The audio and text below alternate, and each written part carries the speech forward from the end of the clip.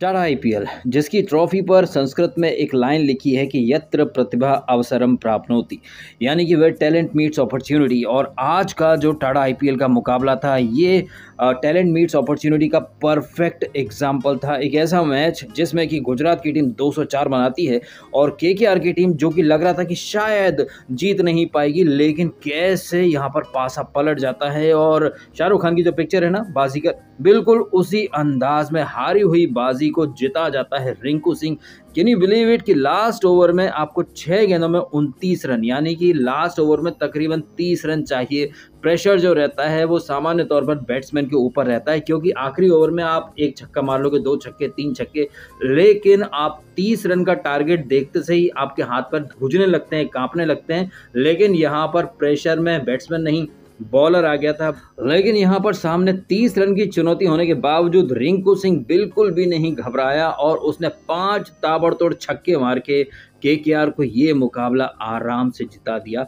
वो भी तब जबकि वेंकटेश अय्यर, नीतीश राणा, इन लोगों ने दम दिखाया। उम्मीद थी कि रसेल चलेगा, रसेल मारेगा, लेकिन नहीं, रसेल तो कुछ नहीं कर पाया। और रिंकू सिंह ने आकर के जो धागा खोला है, टिपिकल बाजीगर वाले अंदाज में हारी हुई बाजी को जिता करके रख दिया है। वैसे ये जो मुकाबला है ना, इस मुकाबले को आईपीएल के one of the best games में शुमार किया जाएगा, क्योंकि जहां पर रिंकू सिंह के अलावा ऐसे कई लोग और थे जिन्होंने रिंकू सिंह से ज्यादा दम दिखाया या ज्यादा रन बनाए, जैसे कि वाइल्ड 3D ऑलराउंडर जो कि अक्सर अपने टुक टुक एकेडमी को रिप्रेजेंट करने के रिकॉर्ड के लिए जाने जाते हैं। लेकिन आज विजय शंकर ने अपने कैरेक्टर के विपरीत जाकर के भाई साहब ताबड़तोड़ अपने करियर की सबसे फास्ट इनिंग खेली है। उसने बनाए 63, उसके पहले साई सुदर्शन ने 53, शुभमन गिल ने 39। इतने दमदार बल्लेबाजी प्रदर्शन के बाद जीटी की तरफ से हैट्रिक भी ले लेते हैं उनके कैप्टन राशिद खान, क्योंकि एक टाइम पर लग रहा था कि वेंकटेश अय्यर आराम से मैच को फिनिश कर देगा, लेकिन एक ओवर में 3 विकेट लेता है राशिद खान। लगता है कि केकेआर जो है वो बैकफुट पर चली गई,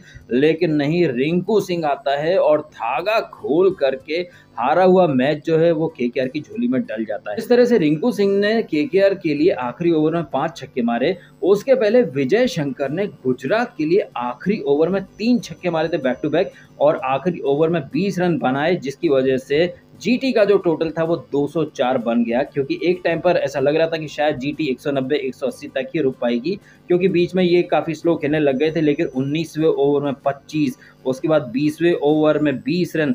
कहने का मतलब है कि विजय शंकर ने आज डेविड मिलर की कोई जरूरत ही नहीं पड़ने दी, बिल्कुल वैसे ही जैसे कि हम केकेआर के लिए उम्मीद कर रहे थे कि रसेल चलेगा, लेकिन आउट ऑफ सिलेबस आ जाता है रिंकू सिंह। वैसे ही हमें लगा था कि जीटी की इनिंग जो है वहां पर किलर मिलर या तेवतिया या राशिद चलेंगे, लेकिन out of syllabus Vijay Shankar आ जाता है। आई थिंक ये आउट ऑफ सिलेबस जो प्लेयर्स आ जाते हैं, इसकी प्रथा कल रात के मैच में अजिंक्य रहाणे ने शुरू कर दी थी, जिन्होंने 19 गेंदों में 50 मारी। And I guess Ajinkya Rahane से इंस्पिरेशन लेकर के विजय शंकर ने भी ताबड़तोड़ इनिंग खेली। लेकिन विजय शंकर की इनिंग, वेंकटेश अय्यर और ये शुभमन गिल कहिए या नीतीश राणा, इन सब की इनिंग पर पानी फिर गया जब अकेला रिंकू सिंह आया और भाई साहब पूरी महफिल लूट करके चला गया है। आखिरी ओवर में जो उसने ताबड़तोड़ कुटाई करी है, 5 छक्के, 1 सेकंड के लिए भी नहीं लगा कि ये लड़का नर्वस हो रहा है। इनफैक्ट अगर आपने पूरी इनिंग देखी है रिंकू सिंह की, तो आप अच्छे से समझ सकते हैं वो बंदा कितना ज्यादा कॉन्फिडेंट था, उसे कितना ज्यादा यकीन था अपनी स्किल्स के ऊपर, क्योंकि उसने जितने भी शॉट मारे,